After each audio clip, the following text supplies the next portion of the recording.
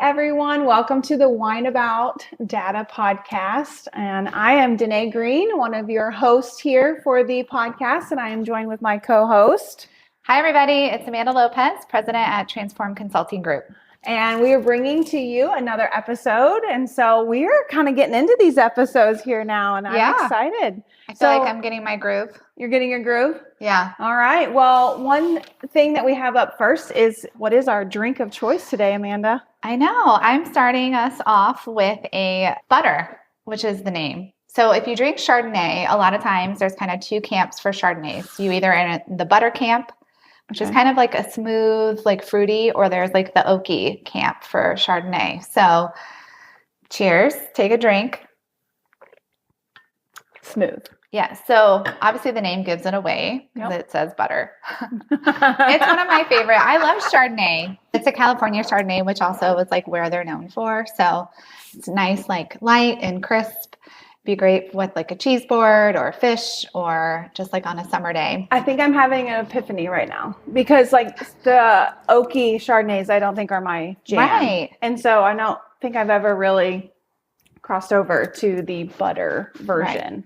Well, I know we're here to talk about data, but we gave a tip away. So maybe others know, maybe like you might be in the oaky camp for your Chardonnay or the butter camp. I like them both. It just depends. Yeah. And probably on like the venue, the setting, what you're doing. Yeah. So all the things. Awesome. Mm-hmm. Well, like you said, we are actually here to talk about data and not just about wine. Yes. Or whatever drink of choice that you have out there. So with that, Amanda, what is our topic today? I believe it is outcomes. Outcomes and outputs. So I know like just saying those words could probably get people hives because I think that's the problem overall with data. And hopefully we're trying to like break down through this podcast is there's just a lot of lingo and terms and they can mean different things to people. And if you don't understand what they mean, they can give you heart palpitations. So hopefully today we're going to simplify it, break it down for everybody to say, okay, now I can walk away and understand what an output is, what an outcome is. There's not evilness between the two. They're both equally important and should be used for your organization. Well, I think that's even a good point because even as I was sitting here listening to you talk, I think sometimes we pit them against each other, right? Yep. You want outcomes, not just outputs, but you're saying like, no, they're both important. That's right. And I think that's even an interesting fact that we'll probably get to more here in a minute. So yep. I guess maybe Amanda, like just tell me like what are outcomes and outputs and why do we need to know the difference between them? Yeah, so they really are complementary for an organization, and hopefully we'll demystify that here. So an output really is explaining what are the activities that you delivered. What did you do for your nonprofit or organization? And then an outcome is really saying what is the result of those activities that you delivered. So in that way, hopefully you kind of see how they're both really important and yet different. So for an output, you might say, if you're an organization and you have a food pantry or you deliver meals, right? It's important to know like how many people have you served, maybe how much food or like pounds have you delivered, right? Those are all important. That talks about your reach. That talks about who you're serving. An outcome would say, okay, as a result of delivering the food to these people or providing this much food, what's the change that you hope to see? Are we hoping to, help people who were food insecure become now food secure? Are we helping to address nutritional issues because maybe they lack nutrition? Are we helping to address quality of life because when you deliver a meal to somebody, maybe you spend time with them and they might be an elder or alone. So those can all be the things. And so both of them together really help tell this more comprehensive story about your organization. I love that because it really is like you do want to track the everyday things that you're doing and then you want to put it into, and I just smiled because I think we also think of some magnificent change sometimes, but sometimes it is just like that elderly person that you're delivering and that quality of life and that connection. Right. And how would we measure that? And I think the pitfalls that we find a lot of our clients have is it's easier to track outputs. Yeah. And so because we often say those are the things that you're touching, they're really tangible. And so many organizations just sit there and then they don't have outcomes, or what they think are outcomes are really the outputs. Right. And so we really help come alongside them to clarify the outcomes. So it's easier to count like number of people served, number of hours tutored, if you're doing a tutoring program, number of meals served, etc. It's harder because we're in the human business. Humans are difficult to measure and they don't always do what we anticipate. But when we talk about outcomes, we have this chart that we'll use in our trainings. We talk about the progression. So if you think of like you're climbing a ladder, right? The first prong of an outcome that we might start with is an attitude or learning. Mm-hmm. And that's often what we would call a short-term outcome, meaning at the end of a program, or maybe even during the middle of delivering a program or service, this is the change that you'll see initially. And so that could be, for example, if you're doing the tutoring program with youth, maybe they don't like school or they don't like coming to the tutoring program. And now their attitude has changed. Now they like school or now they like their peers. And why does that matter? Because now they're more likely to show up to school or participate and engage in the activity. And so that could be an important outcome to track. Another one that's at that like first prong in your ladder would be learning. So gaining knowledge and understanding and information. We work with a lot of nonprofits that are working with teens and youth, and they're trying to help youth understand options beyond high school. So that could be college, or it could be military, or it could be like work and apprenticeship, right? So understanding our students, retaining that information. Do they understand what the requirements are, what the next steps are, what their options are, right? That is a good baseline outcome measure to start with, and something that you can control and start to immediately track and measure. Tangible. The next step on your outcome measurement progression, or that ladder that you would have, is now we can start to see behavior change. Once we have that foundational knowledge, thinking about a tutoring program with youth that we talked about. Now maybe they like going to school, so they're showing up. They understand how this subject impacts their grades or what their future is.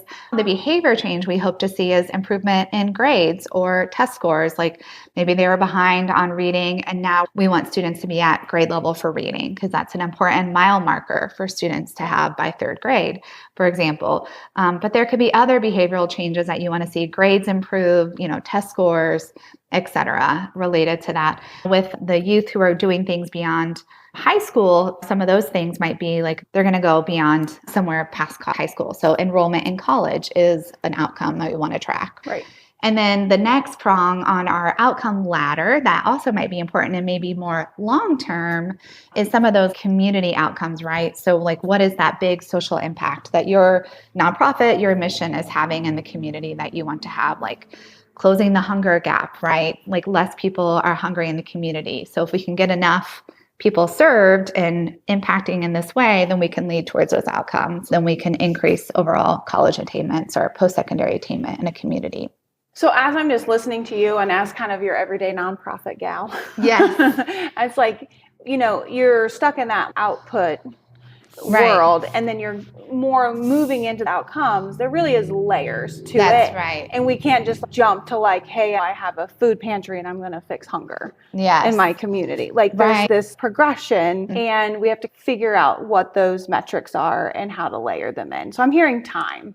Yeah, and I think that's really important, because sometimes too we'll come in and ask an organization, okay, show us, like, let us look under the hood, show us the data you have, show us the outcomes or the indicators you're collecting, and they might have those big long-term aspirational outcomes. Right. And that is good. We talk about like think with the end in mind, right? Like what is the end result that you're working towards for your nonprofit and your organization? But there's steps along the way, because there's a lot of other factors that could potentially control, hunger, for example, right? Or college attainment. What we like to tell a client is, what can you own and be responsible for and also get credit for? Because there's only so much within our programming and services that we have. So, if you're only doing maybe like a 5-week tutoring program, how much can you really change? Yeah, so we talk about like being realistic with what's possible. And that's where, again, those outputs are important, because that looks at what we call dosage, like how much, tutoring are you getting? Now, if you're doing 5 weeks and it was 40 hours a day, like that's really high dosage when you think about like number of hours and like intensity. But if it's once a week for 1 hour, are we really going to see that much change? Like how much change? So we want to be realistic with those outcomes. We can still have an outcome for, a short-term program, but then we might have a different kind of outcome if it was like a year-long and a more intensive program or intervention. So I was thinking about a nonprofit that we serve in the Indianapolis metro area, and they're a organization that serves youth and teens, and they have that goal of wanting to get more students to and through college, right? So that's really important in today's, society. 60% of people need to have some type of post-secondary educational attainment. But when we came to them, they were living in this output land. Yep. So they were doing a good job of talking about, we serve 3,000 youth in our community, and they had more like demographics of who they were serving, which was important. Mm-hmm. And then they could kind of talk about how many programs or activities the students were participating in through their services. But there wasn't a whole lot about this mission that they had, which was what? Getting students to and through college, right? So how did we help them say, okay, well, serving 3,000 kids is great, but did you send them to college? And they had anecdotal stories, which is also great. Like you want to blend your quantitative data with the anecdotal stories. But some of their big funders were really wanting to see more of the quantitative data. Okay, so you served 3,000 students. Where are they going? Yeah. And it's not like they're immediately enrolling next year in college and graduating high school. Some of the students are serving starting in middle school, so they have several years to track along the way. So we had to work with them over a period of time to really kind of understand, okay, let's map out what those end goals are. So we started with the end in mind. We want students to graduate high school. We want them to go to college. We want them to enroll the next year because you can't just go one year. We know there's a pretty high withdrawal or dropout rate in college, right? So we want to track that post-secondary. Okay, now how do we map from we're serving 3,000 students, how do we get them here? So we talked about that continuum. So that first step was, okay, first we want to learn it's important to go to school. So we talked about a lot of things that like their programs were teaching them. Students weren't going to school, they weren't completing their grades, they weren't studying at home. And so there's a pathway if you're working towards college, right? You want to be academically ready, you want to be socially ready. So those are things that they were doing and they could control. Yep. So we started to track all of those, put those in place. And then we started to look at the next level, which was that behavior change. Mm-hmm.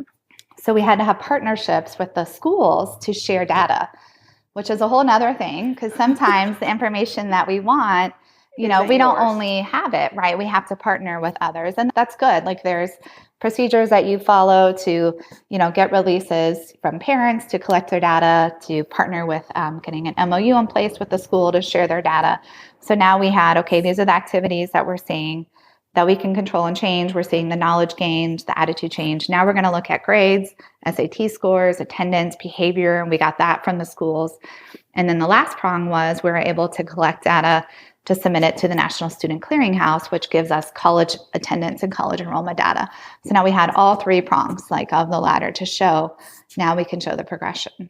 And so they went from their annual report and, big fundraising events to talk about these are the number of students that we serve to now saying, we're enrolling 80% of our graduates in college. Yeah.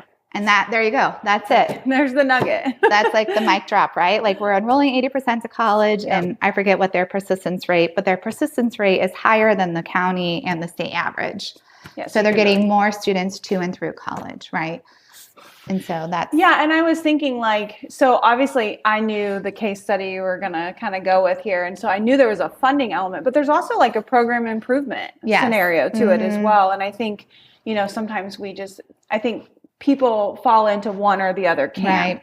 We use outcomes and we use data to really think about how do we improve programming. And then, we think about it, if you're like me, who used to be in the fundraising side or even the marketing side, how do I use it for that? But it really can be both. Yeah. And I love that you talked about that because I think one, we miss it sometimes in both cases. We're not sharing our data from a funding standpoint, and we'll talk later about what they did with funding in their data, but also to share it internally because their programs really rely on volunteers to come in and help deliver it, as well as all the staff.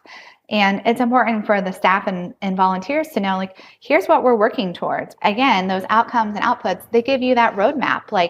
This is the direction we're all rowing in together. This is the why that we're here at the organization.